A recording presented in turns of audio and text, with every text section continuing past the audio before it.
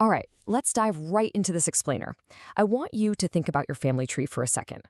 Go back in time. I mean, way back. Past your dad, past his dad, past the powdered wigs of the 18th century, past the chainmail of the medieval era, and keep going right past the massive woolly mammoths.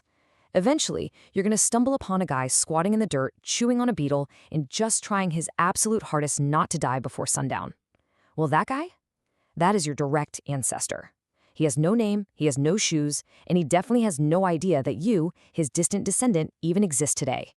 And, that brings us to a pretty mind-blowing and honestly kind of unsettling question. Just how close did you come to literally never existing? Because here's the crazy thing about history. If that dirt-squatting ancestor, or literally anyone in that thousands of people long unbroken ancestral chain, had tripped at the wrong moment, gotten eaten by something toothy, or just failed to reproduce for any reason at all, you wouldn't be here. You exist strictly because 1,000 people before you simply didn't die when they really, really should have. You aren't just lucky. You are the direct byproduct of violent coincidence and some extremely stubborn biology. The sheer contrast of our reality is just wild to think about.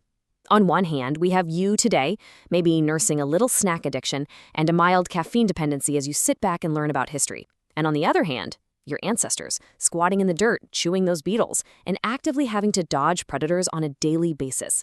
It is an absolute miracle we made it to the modern age. So today, we're going to rank the 5 deadliest periods in human history that your family line somehow managed to survive. We're counting down from bad but survivable all the way down to eras where you might as well just start writing your will at birth. Okay, kicking off the countdown. Number 5, the Ice Age. We're talking a literal frozen wasteland roughly 20,000 years ago. So, picture this. During what scientists call the last glacial maximum, average global temperatures completely plummeted. The planet essentially turned into a giant freezer, smothered by massive 2-mile freak ice sheets. Your daily survival routine was just brutal. First item on your to-do list, try to avoid hypothermia while rocking animal hides stitched together with crude bone needles. You probably lived in a hut made entirely out of mammoth bones, sharing it with 40 of your least favorite relatives. Oh, you're hungry? Time to go hunt woolly mammoths, which, by the way, are the size of school buses, using nothing but a sharpened stick. And you gotta keep in mind your target weighs 6 tons and is actively trying to crush you. When you weren't hunting, you were probably running for your life from Panthera spelaea, one of the largest wild cave lions in history. And hey, if starvation or a giant prehistoric cat didn't get you, a simple infected cut probably would. 0 antibiotics, 0 vaccines, 0 emergency rooms. Medical care back then literally meant chewing on random plants and just hoping for the best. Yet, despite all of that, Homo sapiens adapted, mastered fire, and even found time to create early art. Moving on to number 4, the dawn of agriculture, or as I like to call it, the accidental trap, about 10,000 years ago. Imagine an early human finally just throwing their hands up and saying, "Man, my legs hurt, I cannot chase one more mammoth. Let's make the food come to us." It sounded like an incredibly brilliant idea, right? Stop running for your life, settle down, build some permanent villages, and grow some wheat, barley, and lentils. But here is the massive reality check. Swapping a nomadic lifestyle for farming actually made life significantly harder in a lot of ways. Living packed closely together in these permanent villages meant diseases could now spread like an absolute wildfire. Your diet got way worse too. You traded varied, rich protein for severe vitamin deficiencies. This led to horrifying dental disasters where your teeth practically rotted right out of your face. Archaeologists have actually found ancient skeletons that prove this rampant malnutrition and anemia. Worse yet, you were suddenly entirely at the mercy of the weather. One bad drought, a swarm of locusts, or a random flood, and crop failure meant your entire village simply starved to death while staring up at the sky.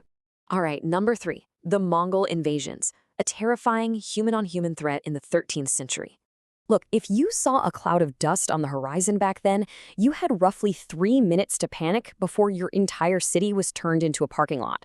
Led by Genghis Khan, a guy who basically treated the concept of mercy like a myth, the Mongols violently carved out the largest land empire in all of human history, stretching all the way from China to Eastern Europe. Their strategy was horrifyingly effective. Step 1, show up fast. Step 2, hit hard. Step 3, leave absolutely nothing standing. The Mongols basically invented mobile warfare centuries before a tank was even a concept. Their horse archers were just terrifying. They could hit a human target from 300 yards away while riding at a full gallop.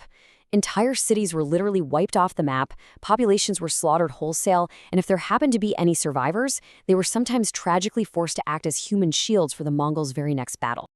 The ultimate result of this ruthless strategy is anchored by one staggering number: 10%. Historians estimate that the Mongol invasions killed around 10% of the entire world's population. And keep in mind, the global population back in the 13th century was already incredibly tiny compared to today.